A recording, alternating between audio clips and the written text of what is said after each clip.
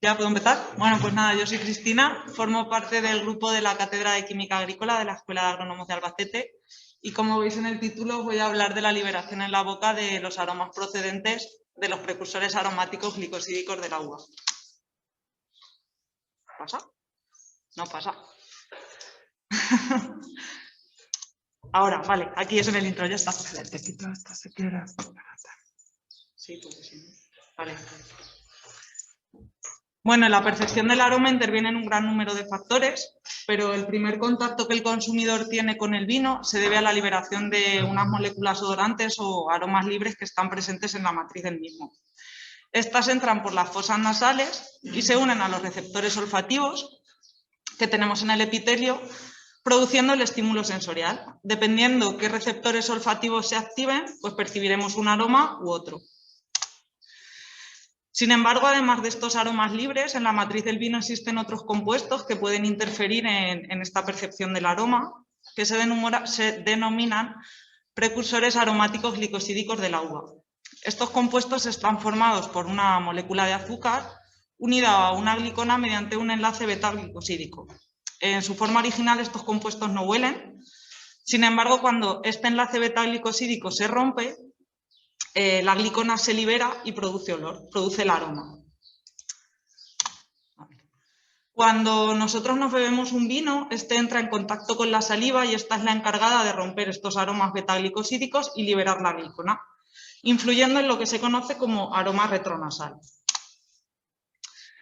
La influencia de la saliva en este aroma retronasal se debe a su actividad enzimática y se han llegado a describir hasta 30 tipos de enzimas diferentes en la saliva, amilasa, maltasa, ureasa, pero a nosotros la que nos interesa es la beta-glucosidasa, pues es la responsable de romper este enlace beta-glicosídico. El problema que tenemos es que hay una gran variabilidad entre sujetos, es decir, hay tantas salivas como seres humanos y por tanto la hidrólisis y la percepción del aroma no será igual en todos los individuos. Por lo que, en base a esto, el objetivo de nuestro trabajo ha sido realizar un pequeño estudio preliminar para avanzar en el conocimiento de la liberación de aromas en la boca procedentes de estos precursores glicosídicos, utilizando saliva humana y saliva artificial. Para ello, en el primer ensayo que realizamos, lo que hicimos fue analizar los aromas libres de la uva Moscatel de Alejandría y después cogimos esta uva, nos la metimos en la boca y la masticamos durante 3 minutos. El extracto resultante, bueno, en el extracto resultante volvimos a analizar estos aromas y lo que vimos fue que había una disminución de los aromas de estos compuestos y, por tanto, una liberación de aromas cuando nosotros tenemos la uva en la boca y, por tanto, una influencia en el aroma retronasal. Pero con esto seguíamos sin saber si estos aromas procedían de los precursores aromáticos glicosídicos o no. Entonces lo que hicimos fue forzar condiciones. Preparamos un extracto de precursores aromáticos glicosídicos intactos de uva Moscatel de Alejandría y con él realizamos 3 ensayos. En el primero de ellos, a este extracto le analizamos 10 mililitros de saliva artificial que llevaba la enzima beta-glucosidasa, que como os he dicho antes es la que a nosotros nos interesaba. Un segundo ensayo en el que le añadimos también esta saliva artificial, pero sin la enzima beta-glucosidasa. Y por último, al extracto le añadimos saliva humana.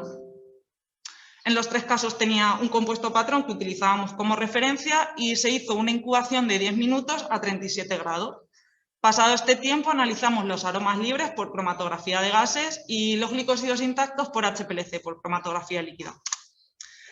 Con respecto a los glicósidos intactos, lo que vimos fue una disminución en el área de los compuestos glicosilados, que fue mucho más significativa cuando se utilizó la saliva artificial. De hecho, tanto en el control como en la muestra que había estado en contacto con la saliva humana pudimos identificar el patrón de referencia, pero nos fue imposible identificarlo en la muestra que había estado en contacto con la saliva artificial.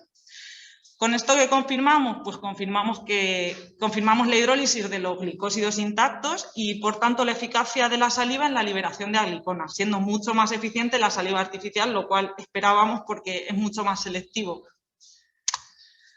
En cuanto a los compuestos volátiles, lo primero que hicimos fue confirmar la hidrólisis del patrón para ver que realmente estábamos rompiendo, estábamos teniendo una hidrólisis. Y esto lo hicimos comprobando el incremento del área del fenol, que es el compuesto resultante de la ruptura del enlace beta-glicosídico en el fenilbeta-glucopiranósido, que es el compuesto que nosotros estábamos utilizando como patrón de referencia. Una vez comprobado esto, analizamos el resto de aromas que normalmente se suelen analizar en la Moscatel de Alejandría y vimos que efectivamente había un aumento en el área de estos compuestos y que también fue mucho más significativo con la saliva artificial. Pero con esto sí que comprobamos que hay una liberación de aromas procedentes de estos precursores y, por tanto, una influencia en el aroma retronasal. De forma pormenorizada, el compuesto que más aumentó fue el alfa-terpineol, independientemente de la saliva utilizada, seguida de la beta-damacenona, aunque en este caso solamente aumentó con la saliva artificial. Por el contrario, vimos una disminución en el nerol y el geraniol con respecto a la muestra control. No sabemos muy bien por qué, pero creemos que es por algún tipo de interferencia con algún compuesto de la saliva.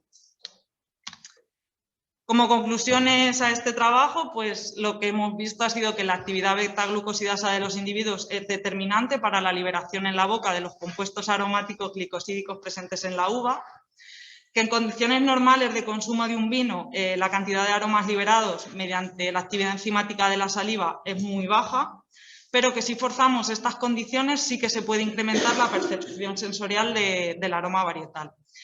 Y por último, volvimos a confirmar, aunque esto es algo que está más que confirmado, que los enzimas comerciales con actividad beta-glucosidasa pues son muy eficaces para poder incrementar el aroma varietal en los vinos. Y nada, agradecer al Gobierno de Castilla-La Mancha por la financiación, porque este proyecto se ha podido realizar gracias a un proyecto que se llama Fútbol. Muchas gracias a todos y si tenéis alguna duda, pues me podéis preguntar lo que queráis.